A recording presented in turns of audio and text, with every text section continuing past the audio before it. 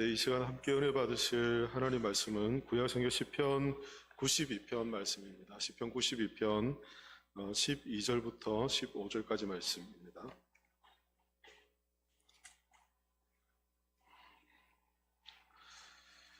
시편 92편 12절부터 15절입니다. 우리 같이 한 목소리로 같이 읽도록 하겠습니다. 의인은 종려나무같이 번성하며 레바논의 백향목같이 성장하리로다. 이는 여호와의 집에 심겼으며 우리 하나님의 들 안에서 번성하리로다. 그는 늙어도 여전히 결실하며 진액이 풍족하고 빛이 청청하니 여호와의 정직하심과 나의 바위 그에게는 불의가 없음이 선포되리로다. 아멘. 제목을 결실이라는 제목으로 말씀을 함께 나누겠습니다. 제목을 어떤 제목으로 할까 많이 고심을 하다가 결실이라고 잡았고요. 결실이라는 이제 제목을 잡은 건 우리의 인생의 결실에 대한 걸 이제 함께 좀 나누고 싶어서 말씀의 제목을 잡았습니다. 오전 시간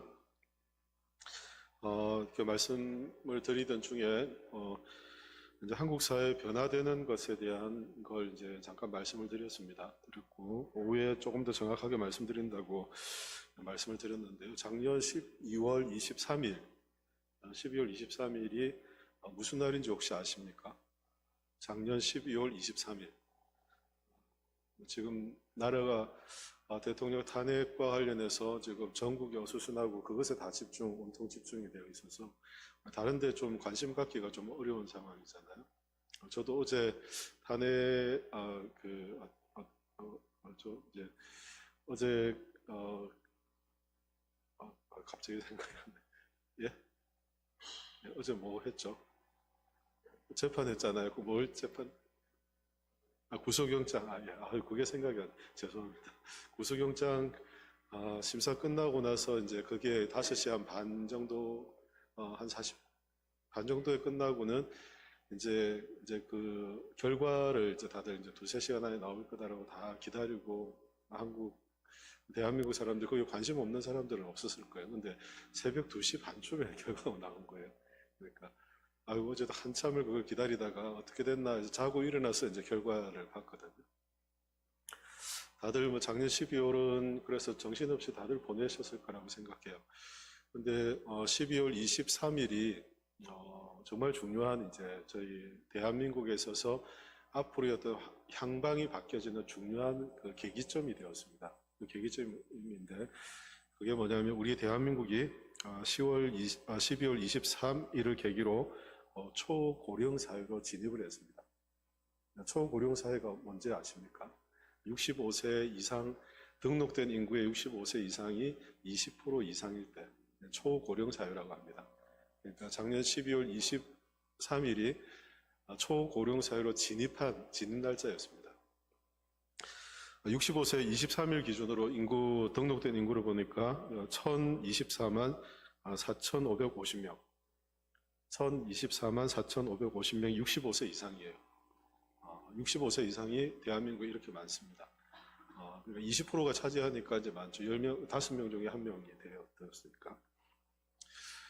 근데 이게 조금 더 이제 심각한 건 이제 이 속도입니다, 속도.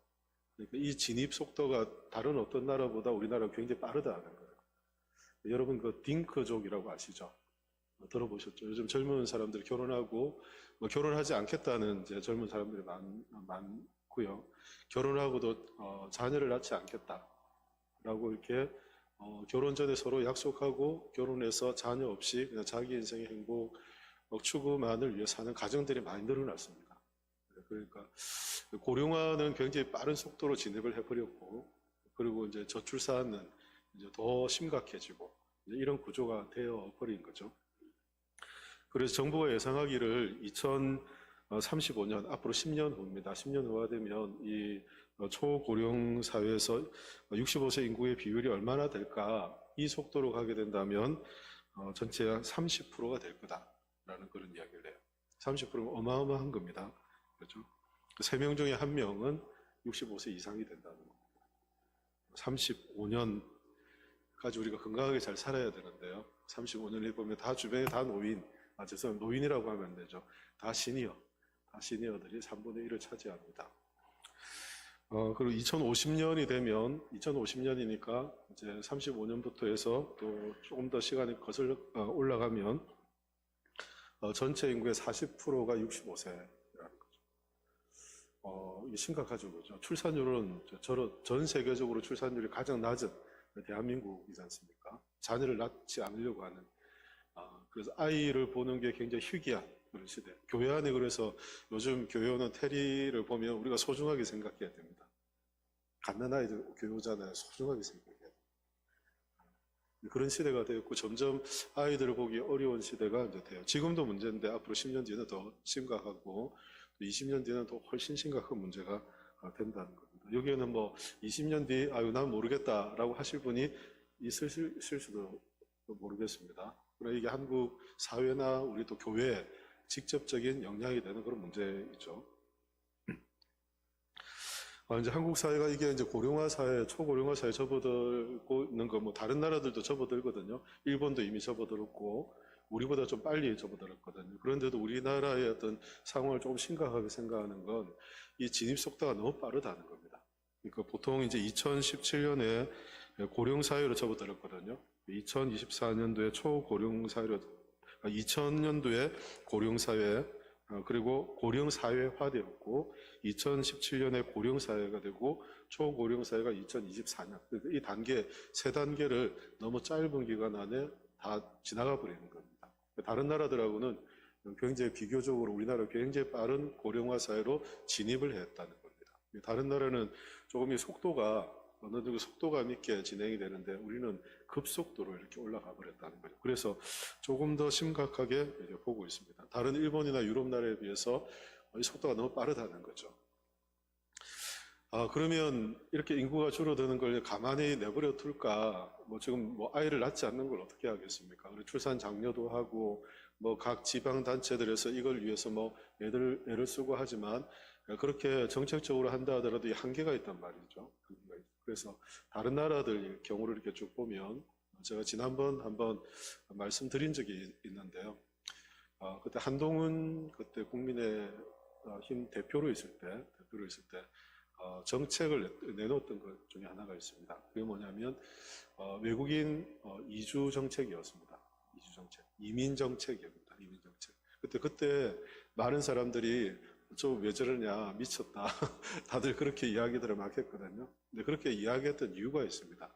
왜 그러냐면 다른 사회들을 보면 고령화된 사회에 출산율이 낮기 때문에 나라를 구성하기 위해서는 세금이라는 게 필요하잖아요.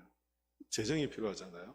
그래서 여러분들도 앞으로 연금 걱정하잖아요. 내가 열심히 연금 냈는데 나중에 내 연금 못 돌려받는다 이런 얘기들 듣잖아요. 나라가 운영되려면 예산이 필요한데 그 예산을 충당하기 위해서 다른 나라들은 어떻게 하고 있나를 보면 이주 정책들을 합니다. 이주 정책. 그러니까 외국인들이 들어와 살게 하는 거죠. 앞에 제가 오전 시간에 우리나라의 외국인 중에 38%가 중국인이다 그런 이야기를 드렸잖아요. 많은 외국인들이 우리나라에 들어와서 현재 살고 있습니다. 현재 살고 있고 앞으로도 이 비율은 굉장히 많이 늘어나지 않을까라고 생각이 됩니다. 현재 우리나라에 있는 그 외국인 체류 이제 비율을 보면 작년 12월 기준이죠. 그러니까 지금 250만 7,584명. 작년 12월까지 통계입니다. 250만 명. 250만 반올림하면 251만 명 정도 되는 이제 외국인들이 들어와 있어요. 2022년도에 비해서 2023년도에 비해서 어느 정도 늘어났는지를 봤더니 11%가 늘어났대요. 굉장히 높은 비율로 외국인들이 우리 국내에 들어와서 이제 살고 있다는 거죠. 그런데 이런 이제 다문화 사회로 진입을 하고 그래서 다른 나라 사람들이 이제 이주해서 우리나라에서 살아가도록 하는 이런 이제 환경들을 정부에서 어떻게든 제도화 시켜갈 겁니다. 다른 이제 유럽 국가나 뭐 일본이나 이렇게 보면 이런 이주 정책을 통해서 인구 비율들을 높여가거든요. 낮지 않으니까 어떻게든 채워야 되는 겁니다. 왜 집에 돈이 없으면 은행에서 대출이라도 받잖아요. 그것처럼 나라를 운영하려면 이 재정이 필요한데 재정을 어떻게든 충당하기 위해서 이주 정책들을 펼친다는 거죠. 그래서 저 말레이시아나 뭐 태국 같은 곳에 보면 은퇴 비자라는 걸 내줍니다. 은퇴 비자를 내주는데 뭐 말레이시아 같은 경우는 5천만 원 정도, 죄송합니다. 뭐 돈이 이야기가 나와서 통장에 이렇게 잔고가 있으면 은퇴 비자를 받을 수 있습니다. 태국도 마찬가지고 그렇게 은퇴 비자를 이제 적극적으로 도입하는 이유가 인구들을 어떻게든 수용하려고 하는 그런 소비잖아요. 쉽게 말하면 생산성은 없고 소비 중심의 은퇴자들을 어떻게든 수용하려고 이렇게 하는 것 같아요. 트럼프가 지금 이제 새로운 정부를 구성합니다만 지난번 트럼프 1 버전 1일 때 트럼프가 했던 공약 중에 하나가 유학생들 비자 만료된 그 유학생들 다 추방하겠다 해서 우리나라 유학생들 중에 6만 명 정도가 벌벌 떨었습니다. 우리 추방되면 어떻게 하지? 유학 갔다가 유효기간이 만료됐는데 그대로 남아있는 친구들이 많았거든요. 근데 이번에 어제 하루 보도를 보니까 대학만 졸업하면 영주권 주겠다라고 전환을 했습니다. 대학만 졸업하면, 미국에서 대학만 졸업하면 영주권 준다는 거예요. 지금 뭐 여러분도 아시다시피 그 트럼프가 왜 그 외교 정책에 있어서 굉장히 이렇게 강경하지 않습니까?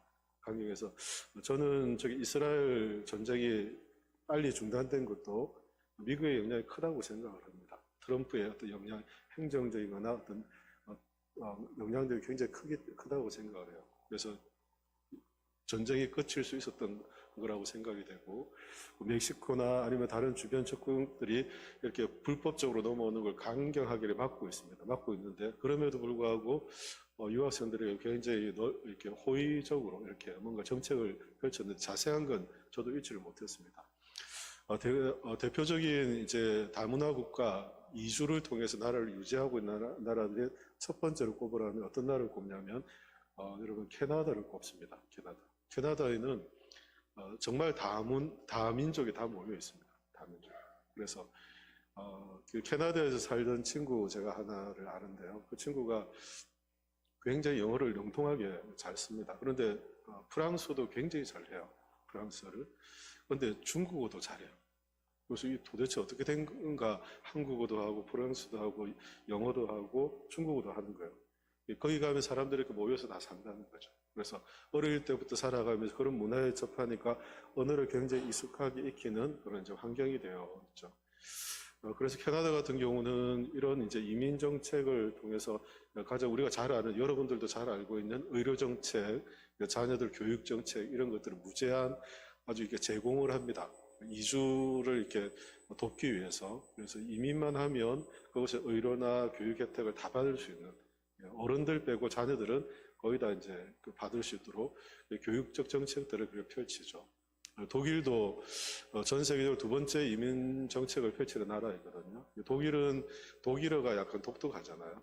프랑스어처럼 독일어가 독특하니까 언어 교육에 대한 프로그램을 무상으로 다 지원해 줍니다. 그래서 과거에 저희 신학을 할 때, 지금은 그렇지 않습니다. 신학을 할 때 독일에 유학 가면 독일에는 무료로 유학을 할 수 있었습니다. 공부를. 학교 입학만 하면 학비가 무제한 제공이었습니다. 그래서 독일에 유학을 갔던 우리 신학교 교수들이 많았고, 가면 이제 가난한 신학생이 나라의 지원을 받고 신학을 공부할 수 있는 기회가 독일에 많이 열려 있었기 때문에 그쪽으로 많이 넘어갔었죠. 지금도 독일은 그런 정책들을 많이 펴고 있고요. 또 뭐 인종 차별 이야기가 많이 나오고 있습니다만 전 세계적으로 세 번째 다문화 국가로 이렇게 다문화를 흡수하고 있는 나라가 어디냐면 호주입니다. 호주는 뭐 워낙 잘 알려져 있기 때문에 여러분도 아실 거예요. 우리 청년들이 워홀이라고 해서 워킹 홀리데이를 가서 일도 하고 언어도 배우고 뭐 직업도 얻고 하려고 굉장히 많이 가잖아요. 그래서 호주 같은 경우는 통합적인 형평성 있는 균등한 지방이나 중앙이나 정책들을 펴서 소외됨 없이 그런 중앙 어떤 정부로서의 어떤 그 이민자들에 대한 정책들을 펼쳐요. 그래서 그런 것들이 이제 이민 그 다문화 사회를 유지하기 위한 그 나라들의 노력입니다. 주변에 이런 나라들이 이미 좀 많아요.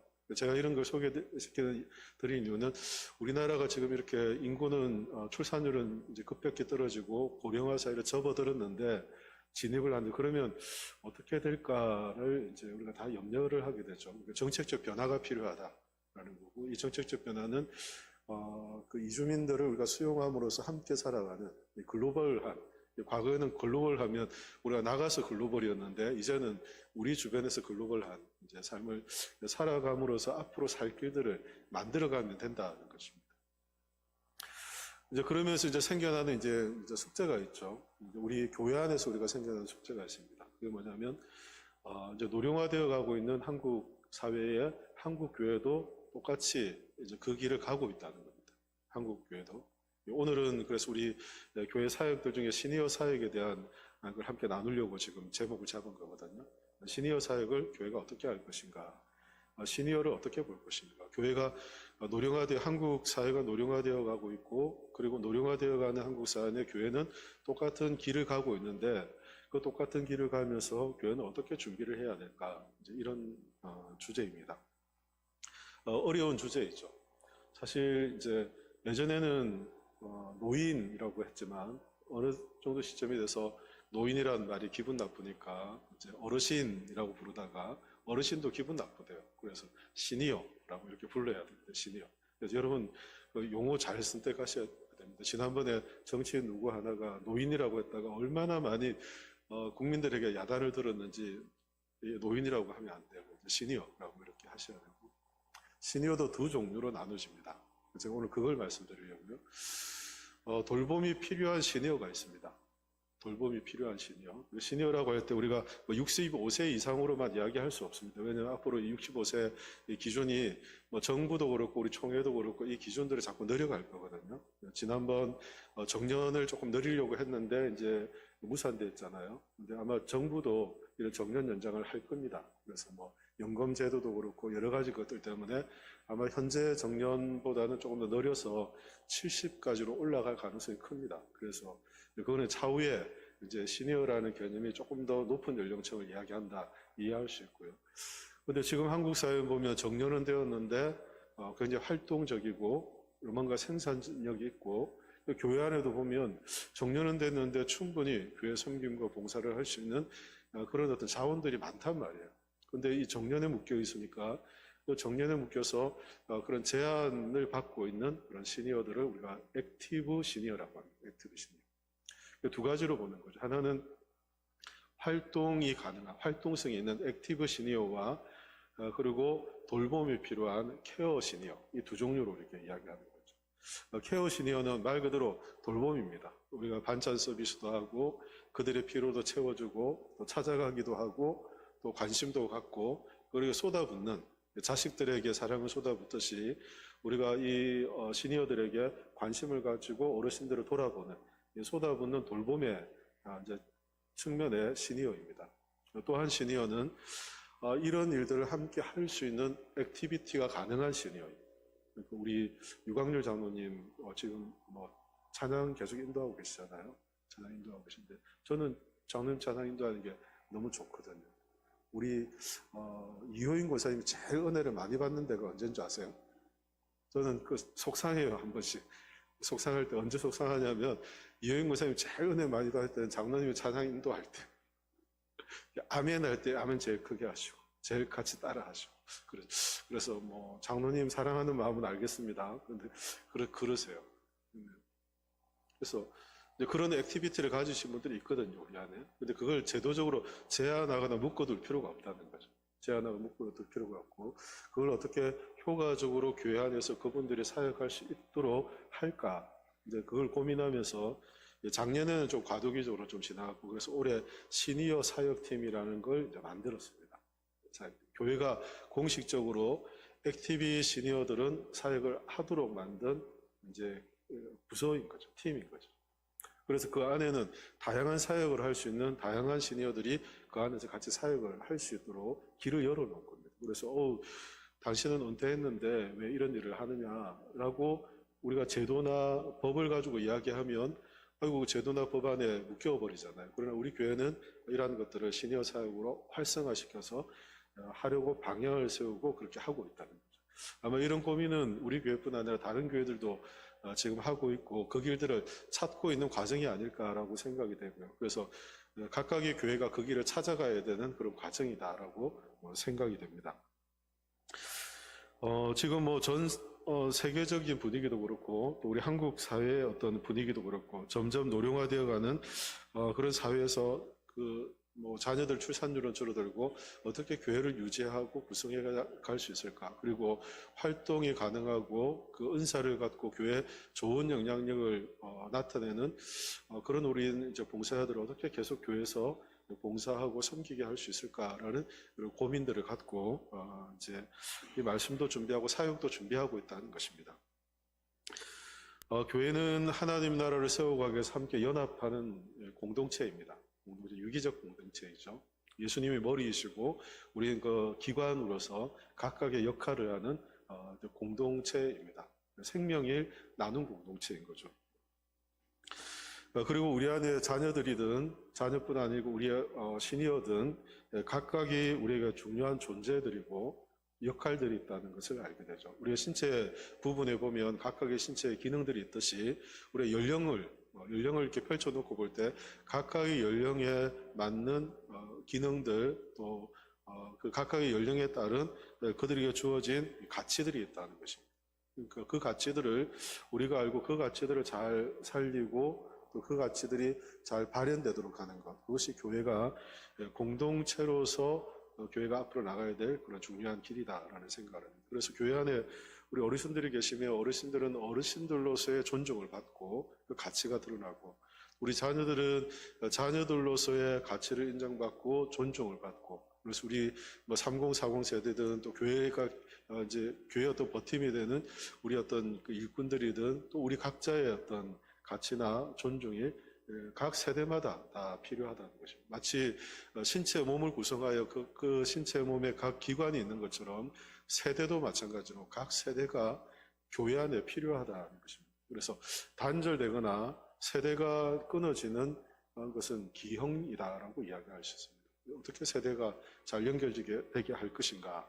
그래서 우리 자녀들에 대한 그런 비전은 어떻게든 우리의 자녀들이 교회를 출석해서 예배드리는 자녀, 인구가 줄어들지만 줄어드는 인구 가운데 크리스찬이죠. 그 믿음에 영향력 있는 지도자를 세워서 오히려 줄어든 인구 가운데 더 영향력 있게 세워가는 그런 비전을 우리 자녀들을 통해 갖는다면 30, 40 세대는 또 50대와 20대를 잇는 또 교회의 중요한 허리가 되는 그런 어떤 있는 역할로서 교량으로서의 역할들을 교회 안에서 잘 하도록 교회가 돌보고 세우고 그렇게 하는 것이고요. 또 50대, 60대는 지금 교회에서 힘있게 지금 일하고 있는 연령대이지 않습니까?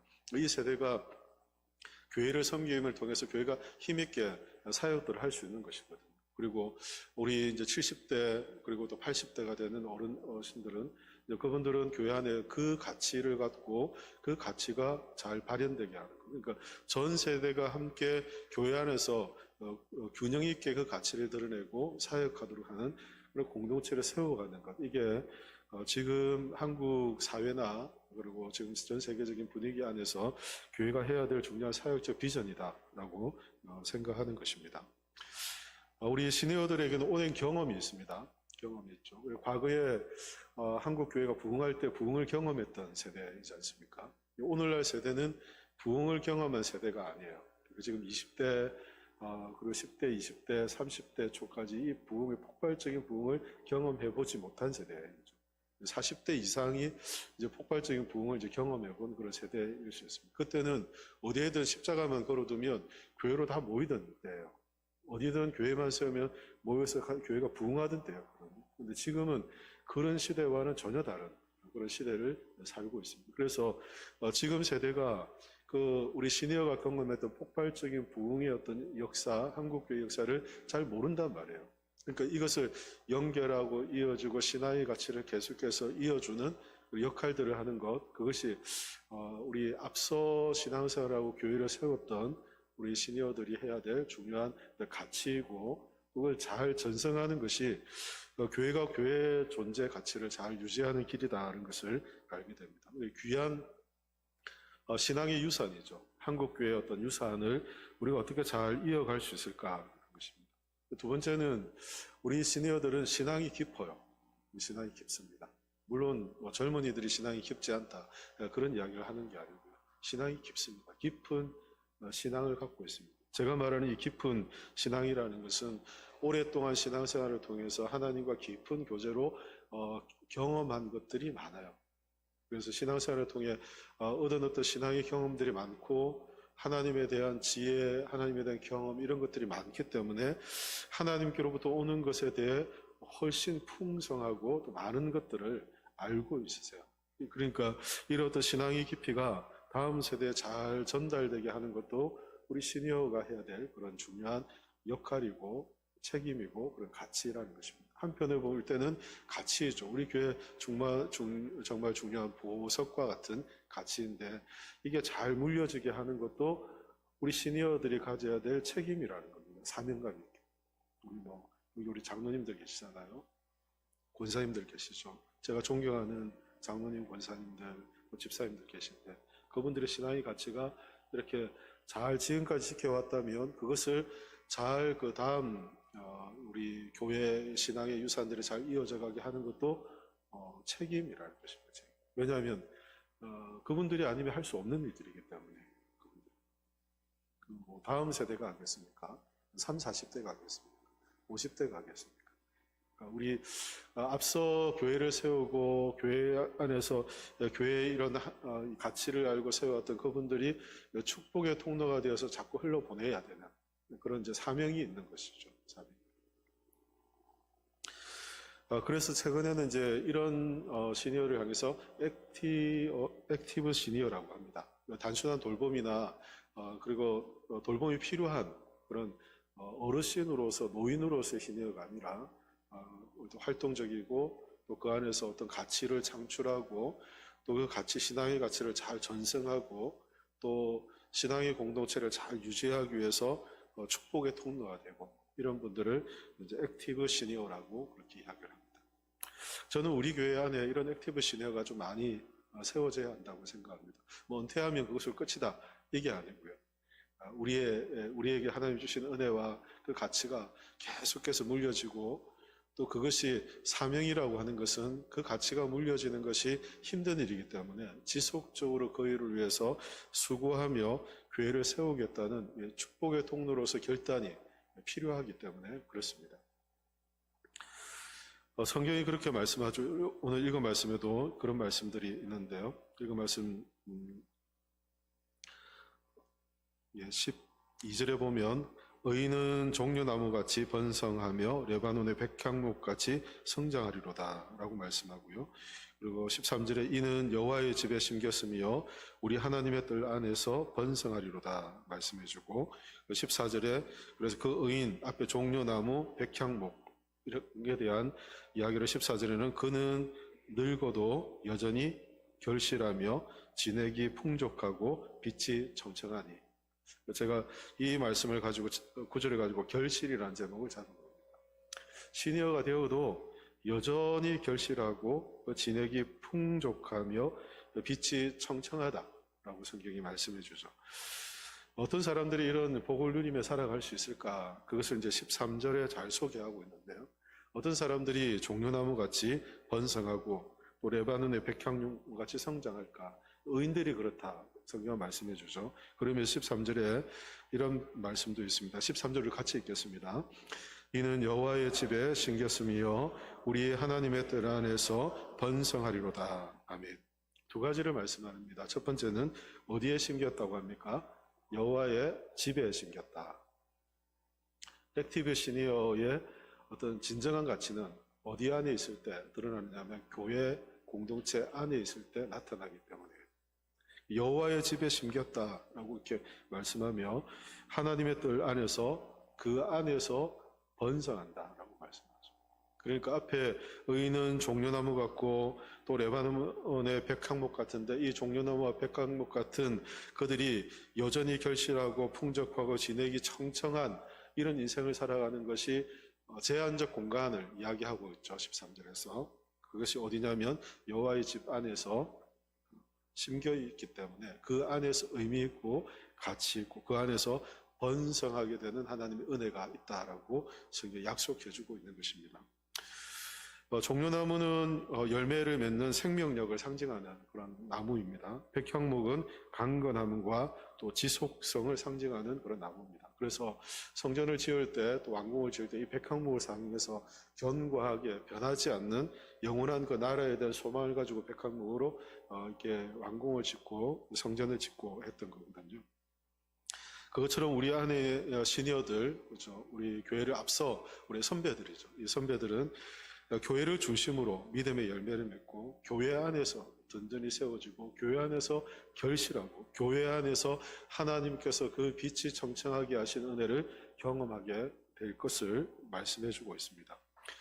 욥기 12장 12절 말씀을 보면 노인에게는 지혜가 있고 장수하는 자에게는 명철이 있느니라 라고 말씀합니다. 노인에게는 지혜가 있다. 장수하는 자에게는 명철이 있다. 우리 시내어는 지혜와 명철을 이미 가졌고 오랜 인생을 살아가며 신앙의 삶 가운데 하나님께로부터 오는 지혜와 명철을 얻은 자들이죠. 그리고 그것이 교회 안에서 풍성해지고 결실하고 그것이 청청해지도록 그것이 잘 물려질 수 있는 중요한 자산이라고 그렇게 이야기하는 것입니다. 교회 안에 정말 중요한 자산인 것이죠. 그래서 액티브 시니어로서 우리가 사역하게 함에 있어서 우리 시니어 사역을 함에 있어서 과거의 어떤 경험에 머물지 않고 새로운 앞으로 변화하는 시대 또 변화하는 어떤 한국 교회 또 변화하는 사역 가운데서 우리가 함께 이 신앙의 가치를 나누고 또 이 신앙의 유산을 전하고 또 교회가 교회 본질을 즉 사명을 감당하도록 지속적으로 교회를 세워가는 일들을 우리 시니어들이 할 수 있다는 것입니다. 우리 선배들이 해야 될 책임이라는 것입니다. 저는 이제 담임 목사로서 이제 목회를 하지 않습니까? 예전에 70년도, 80년도는 교회 목사님들의 제왕적 목회라고 해서 목사님이 모든 것들을 다 결정하고 판단하고 모든 일들을 목사님 중심으로 다 하셨습니다. 과거에 7, 80년대는 모든 교회가 다 그렇게 했습니다. 그 예외가 없는 교회들이 없었죠.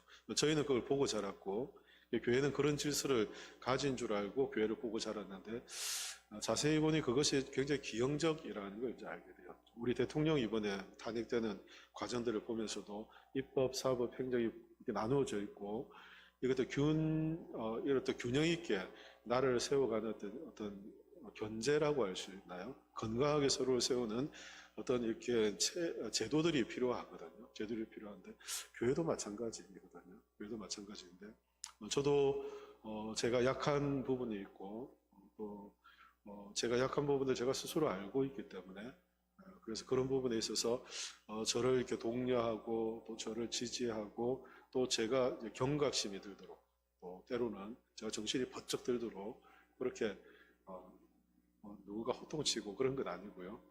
제가 들도록 성도님들을 보면서 그런 것들을 제가 이렇게 느낍니다. 그래서 그런 것들이 지속적으로 우리 가운데 있을 때 건강하게 교회를 세워갈 수 있고 그래서 자기중심적인 그런 목회를 하지 않는다. 저는 그런 생각들을 하거든요. 제가 지난번 우리 신년하료에 가서 목사님들에게 화 많이 내지 말고 웃으면서 목회하십시오라고 했던 중요한 이유 중에 하나가 뭐냐면 대부분의 목회자들이 내가 해야 된다라는 생각을 갖고 있어서 화가 나는 거거든요. 내가 다 알아야 되는데 내가 다 모르고 있는 게 서운하며 화가 나는 거예요. 내가 해야 되는데 내가 하지 않았으면 화가 나는 거예요. 그러니까 자신의 판단과 생각대로 모든 것들이 다 되어야 된다고 생각하는 이 생각이 목회자들을 굉장히 병들게 만들어요. 그래서 그것에서 스스로 헤어나지 못하고 빠져나가지 못하는 많은 목회자들을 저는 주변에서 봅니다. 실제로 주변에 그런 병든 목회자들이 참 많아요. 그런데 이걸 다 포기하는 순간, 포기라고 할까요? 이걸 하나님께 딱 맡기고 건강한 관계나 구조를 만들어가려고 생각하면 욕심을 이제 포기하는 거죠. 그러면 그 순간부터 이런 어떤 집착의 병으로부터 자유로워질 수 있습니다. 병들지 않습니다. 병든 목회자가 목회하면 얼마나 심각한 문제가 생기겠습니까? 네, 그런 거죠. 그래서 교회 안에 이런 균형이 필요하고 또 그런 신앙의 가치들이 계속 이렇게 드러나야 그런 것들을 보고 교회가 건강하게 세워지는 것이거든요. 그래서 그게 목회자 한 사람만이 세워가는 것이 아니라 같이 교회를 세워가는 모든 성도님들이 함께 세워가야 될 중요한 가치다라고 생각을 해요. 지금 뭐 이 자리에는 안 계신 것 같은데요. 우리 권사님 한 분 새벽에 새벽기도 거의 안 빠지고 나오는 권사님 계시거든요. 권사님 제가 그 권사님을 아침 새벽마다 볼 때마다 어떤 생각을 하는데 참 권사님 참 대단하시다. 거의 하루도 안 빠지고 교회를 나오세요. 나와서 기도하시는데 참 대단하시다. 어떤 마음에서 저렇게 기도하실까? 왜냐하면 새벽에 보면 이제 힘들 때, 좀 추울 때, 눈이 많이 올 때, 비가 많이 올 때 그런 환경의 변화들 있지 않습니까? 그럴 때 보면 쑥쑥쑥 빠져나가거든요. 그럴 때 보면 목회자인 저도 야 교회 나가고 이거 어떻게 가지라고 걱정이 될 때가 있거든요. 그런데 꿋꿋하게 자리를 지켜 기도하는 분들을 보면서 참 대단하시다. 참 귀하다. 교회가 정말 중요한 가치, 교회의 중요한 가치다. 자산이다라는 생각을 가집니다. 교회 봉사하는 것도 마찬가지고 또 교회를 섬기는 다양한 사역의 자리에서도 마찬가지입니다.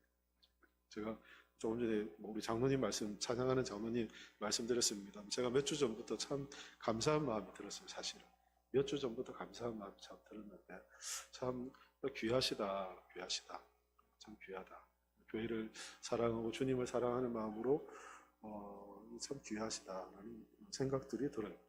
그러니까 이런 어떤 가치를 가지고 교회를 세워가는 사람들이 그 신앙의 어떤 그 가치를 이렇게 영향을 주는 거예요. 목회자인 저에게도 주고 또 우리 성도님들에게 그 가치를 알게 하고 그래서 그 가치가 우리 안에서 복음의 가치, 하나님 나라의 가치, 교회의 진정한 본질적 가치를 계속해서 유지하게 하는데 중요한 역할을 하더라는 것이죠. 그게 그래서 우리 죄송합니다만 우리 시니어들이 감당해야 될 사명이라는 거죠. 기도의 자리에서 꿋꿋하게 기도하면서 신앙이 뭔지, 신앙의 결과가 뭔지, 어떻게 신앙을 지켜가야 되는지 보여주셔야 되는 거예요. 봉사의 자리에서 어떻게 하나님을 신뢰하면서 하나님의 일들을 감당해야 되는지 꿋꿋하게 보여주셔야 되는 거예요. 그래야 교회가 그 가치를 잘 이어받아서 교회가 그 가치를 소중하게 생각하고 거기서 자산인 줄 알고 교회를 세워갈 수 있는 거죠. 그게 자산인 줄 알지 못하면 쉽게 사라져버려요. 그동안 일생을 수고했는데 어느 순간 모든 것이 다 사라져버린 듯한 그런 느낌을 받을 때가 있어요. 평생을 수고했던 수고가 뭐지? 평생을 주님의 교회를 위해 수고하고 섬겼던 섬김이 무엇이지? 일순간 사라져버리는 듯한 그런 모습들을 보면 그런 마음들이 저 스스로에게 이제 질문이 드는 거죠. 그러나 그 마음들을 잘 유지하고 교회 안에서 이런 사명으로 우리에게 주어진 자리에서 하나님을 향한 우리의 변하지 않는 태도를 가지고 그 자리에 서 있기만 하면 그것이 중요한 자산이요, 가치요, 또 신앙의 유산으로 물려질 수 있다는 것입니다.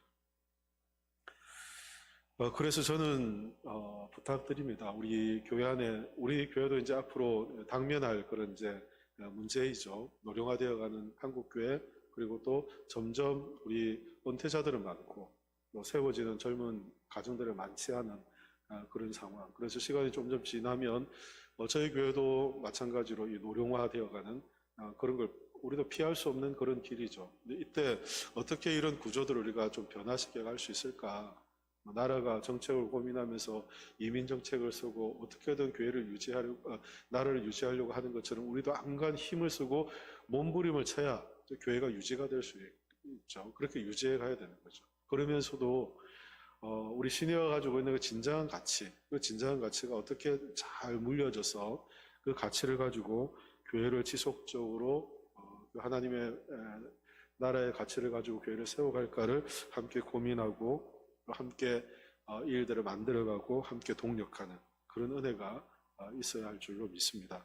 그래서 영적인 결실이라는 건 그렇습니다. 나이가 든다고 해서 은퇴한다고 해서 끝나는 것이 아니라 하나님의 사역에 올리는 영적 결실이 더 풍성하게 나타나는 것입니다.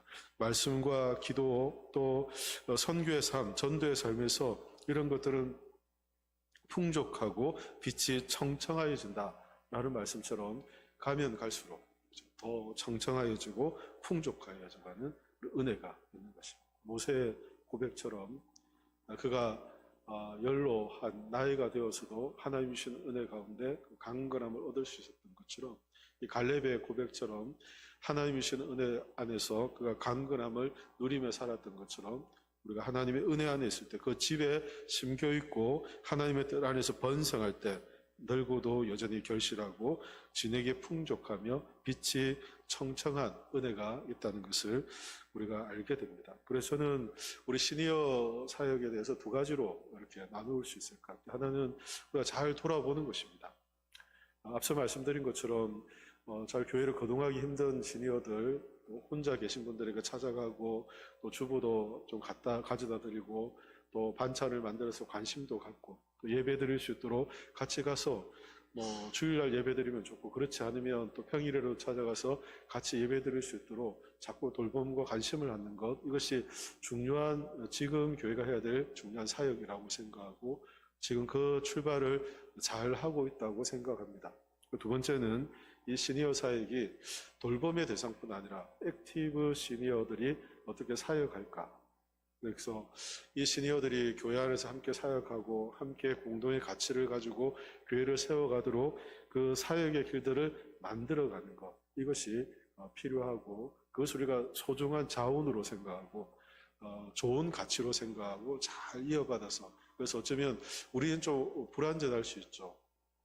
우리는 좀 이렇게 완전하지 않을 수 있습니다. 실수할 수 있고 경험이 좀 부족하고 지혜나 명철이 부족할 수 있죠. 그러나 우리 앞서 선배들이 교회를 세워가면서 가졌던 그 진정한 가치가 우리에게 잘 물려짐을 통해서 우리가 놓치지 말아야 될 것이 무엇인지를 계속 붙잡고 가는, 그리고 교회가 그런 하나님 나라의 가치 안에서 본질을 계속 세워가는 그런 교회의 어떤 사역들이 된다면 우리 교회 안에서도 우리가 돌봄, 또 세움, 또 액티브 시니어를 통해서 우리가 함께 교회를 세워가는 그런 은혜가 있을 거라고 저는 확신합니다. 이런 은혜가 저는 우리 교회 안에 진정한 가치가 되고 또 은퇴를 기준으로 은퇴를 앞두고 있는 또 은퇴하신 우리 직분자들도 이게 은퇴가 끝이 아니고 우리의 주신 하나님의 은혜가 잘 대를 이어 우리 교회에 잘 이어지게 하는 사명이 우리 자신들에게 있다는 것을 알고 여러분들이 그 사명을 잘 지켜주시고 감당해 주시면 교회는 훨씬 건강해지고 하나님 보시기에 아름답게 세워가게 될 줄로 믿습니다. 이런 은혜가 우리 모두에게 풍성할 수 있기를 예수님의 이름으로 축원합니다. 기도하겠습니다. 그들은 늙어도 여전히 결실하며 진액이 풍족하고 빛이 청청하며 라고 말씀하시는 하나님의 말씀을 저희가 듣습니다.